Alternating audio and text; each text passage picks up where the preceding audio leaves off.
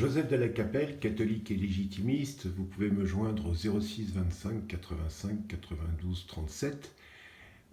Pour ceux qui aiment mes vidéos, n'hésitez pas à vous abonner et à liker. Beaucoup de gens vont sur mes vidéos, mais ne sont pas abonnés. Voilà.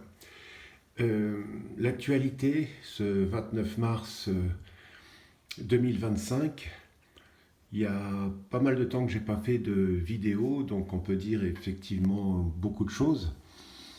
Donc effectivement, je ne comprends pas du tout. En fait, la guerre en Ukraine, c'était une guerre entre la Russie, interposée entre la Russie et puis les États-Unis néoconservateurs.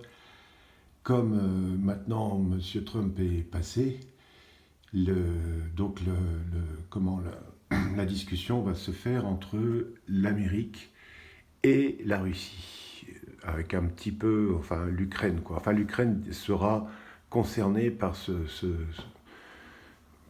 cet échange entre l'Amérique et la Russie. Et évidemment, nos politiques néoconservateurs, et surtout français et anglais, c'est très curieux, continuent dans cette logique de guerre. C'est absolument invraisemblable et complètement destructeur. Donc il y a beaucoup de gens qui disent que la Russie n'est pas un danger pour la France. Il y a des gens qui disent, comme justement Macron et tout ça, que la Russie est un danger pour la France. Mais effectivement, il y a un danger de la Russie sur la France qui s'appelle Emmanuel Macron. Et tous ceux qui sont autour d'eux. Et moi, je suis assez étonné de la passivité du Parlement. Nous ne sommes pas les ennemis des Russes. L'Occident a eu une attitude vis-à-vis de la Russie depuis des décennies qui est absolument lamentable. Et je ne comprends pas que nos parlementaires ne soient pas plus virulents et n'aient pas voté. J'étais très choqué que le Rassemblement national ne s'abstiennent par rapport à l'envoi d'armes encore en Ukraine. Enfin bref, après il y a tout le jeu politique, et ça j'y comprends rien, le jeu politique républicain, donc parce que ces gens veulent être élus, et donc voilà, il y a des choses qu'on peut dire, il y a des choses qu'on ne peut pas dire, et tout ça. J'ai été aussi assez choqué du voyage en Israël de M. Bardella et puis de Mme Marion Maréchal. C'est assez choquant parce que,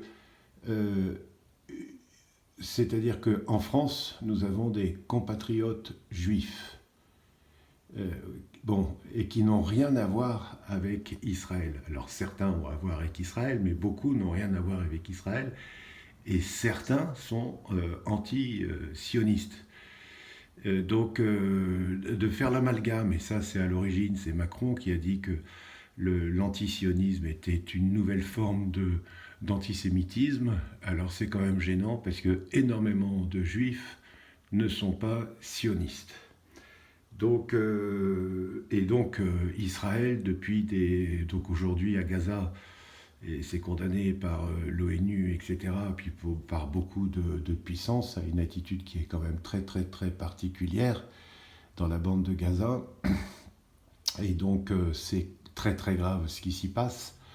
Donc moi je suis de tout cœur avec tous ces Gazaouis qui sont persécutés. Je suis aussi à côté évidemment des Israéliens qui ont eu des problèmes. Mais je veux dire, depuis des décennies, l'ONU, donc c'est pas moi, hein, c'est l'ONU, intervient très souvent pour dire qu'Israël n'a pas une attitude tout à fait correct. Et là, je suis tout à fait correct quand on dit ça. Donc, au niveau politique, moi, qu'est-ce que je pense sur ce problème? Je pense que n'importe comment, l'origine de la manière dont a été fait Israël, la manière dont ça a été fait, c'est gênant. C'est-à-dire qu'il y a quand même une dimension eschatologique, c'est-à-dire que les Juifs se réunissent en Israël et arrive leur Messie. Et beaucoup de juifs disent que c'est pas ça, c'est parce que le Messie revient que les peuples et aussi les juifs et tout ça vont le voir. Donc moi je suis catholique, Donc, comment notre Seigneur Jésus-Christ, lorsqu'il reviendra, il sera pas spécialement à Jérusalem. Hein, son retour sera comme l'éclair du matin, le lever du soleil, vous savez, entre l'Est et l'Ouest. Ça sera d'une seule manière. Après, bien malin est celui qui peut dire où sera la Jérusalem céleste. Il y aura la Jérusalem qui descend du ciel, etc. Il y aura un règne de Dieu sur la terre. Donc un règne qui respectera les nations. Notre Seigneur a dit d'évangéliser les nations. Il a jamais dit faites un gouvernement mondial. Alors certains disent que la Jérusalem sera à Dozulé en Normandie. Ça serait pas mal parce que c'est un air que j'aime bien, l'air proche de la mer comme ça. Donc nos ambassadeurs et tout ça iraient là-bas. Enfin bref. Donc le problème de la Terre Sainte, moi je pense, enfin, je suis pas du tout pour une politique à deux États, mais tout ça, hein, ce que je dis là, c'est moi et j'ai peut-être tort. Je suis pas du tout pour une politique à deux États. Je suis pour qu'il y ait un mandat de l'ONU sur. Il faudrait faire comme il faudrait faire l'Europe des nations, il faudrait faire un Moyen-Orient des nations avec la possibilité pour les. Donc au Moyen-Orient, et la Terre Sainte, c'est la Terre Sainte pour trois religions, donc pour les juifs, pour les chrétiens et pour les musulmans. Il n'y a pas beaucoup de bouddhistes, il n'y a pas beaucoup de shintoïstes, voilà. Il peut y avoir par exemple des japonais qui sont chrétiens, et moi le premier, hein, je serais ravi d'avoir pendant 5-6 mois, d'avoir un studio à Jérusalem, évidemment que ça me plairait. Aujourd'hui, j'ai pas trop envie d'y aller parce que ça chauffe quand même pas mal. Donc moi, mon point de vue, c'est qu'il faudrait faire donc deux États, je pense pas. Il faudrait faire, moi je pense revenir à l'État de Palestine et puis permettre, par contre, alors, la Palestine, par exemple, on pourrait dire la Jordanie, et puis il y a aussi évidemment le Liban et puis la Syrie.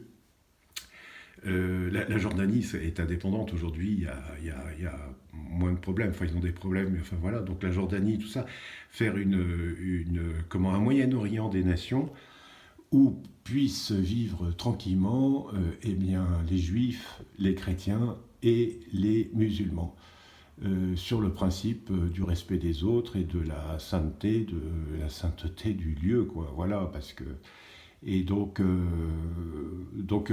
refaire probablement, oui, la Palestine, et puis que les Juifs, il faudrait faire une sorte de, que les nations s'entendent là-dessus pour que ça soit un endroit qui soit en paix.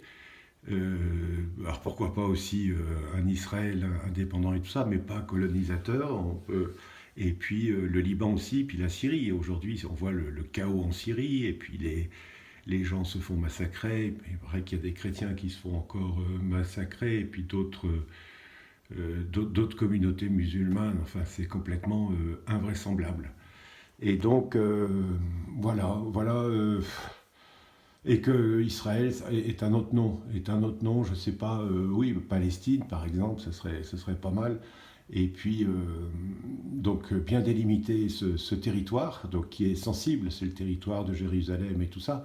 Je crois que l'Église, pendant très longtemps, disait qu'il faut que Jérusalem soit une ville universelle, quoi, voilà. Et donc, que les gens puissent s'installer simplement en payant un loyer ou en achetant un appartement, une maison, etc. Mais sur les trois communautés. Puis si des bouddhistes veulent louer un appartement à Jérusalem, ils le peuvent aussi, mais enfin ça leur représente, pour eux, ça ne représente pas grand-chose, quoi. Enfin voilà. Donc voilà ce qu'on peut dire sur Israël, et puis sur Israël. Enfin j'ai certainement tort, mais il faudrait que les choses évoluent et qu'on sorte. C'est-à-dire qu'aujourd'hui, dans beaucoup de pays, Israël est incontournable, alors qu'ils ont des mandats de l'ONU qui sont accablants, quoi, et depuis des décennies. Donc c'est quand même un peu gênant. Enfin voilà, je sais que tout ça est délicat, mais c'est douloureux. Et puis là, quand on voit ce qui se passe voilà, à Gaza, c'est quand même pas normal. Et je trouve que des politiciens français aillent soutenir Israël en ce moment, c'est un, comment dire, c'est pas bon pour nos compatriotes juifs en France. Voilà, c'est-à-dire que dans des esprits un peu débiles, tous les juifs en France sont des Israéliens. Ben, c'est absolument faux, quoi. C'est absolument faux. Alors, qui est des sionistes, oui, voilà. C'est-à-dire que c'est un problème qui est énorme. C'est le problème de la multinationalité. Hein. C'était il y a quelque temps, Monsieur Poutine disait en Russie, j'ai pas de problème parce qu'il y a des orthodoxes, il y a des musulmans, il y a des bouddhistes, il y a des animistes, voilà.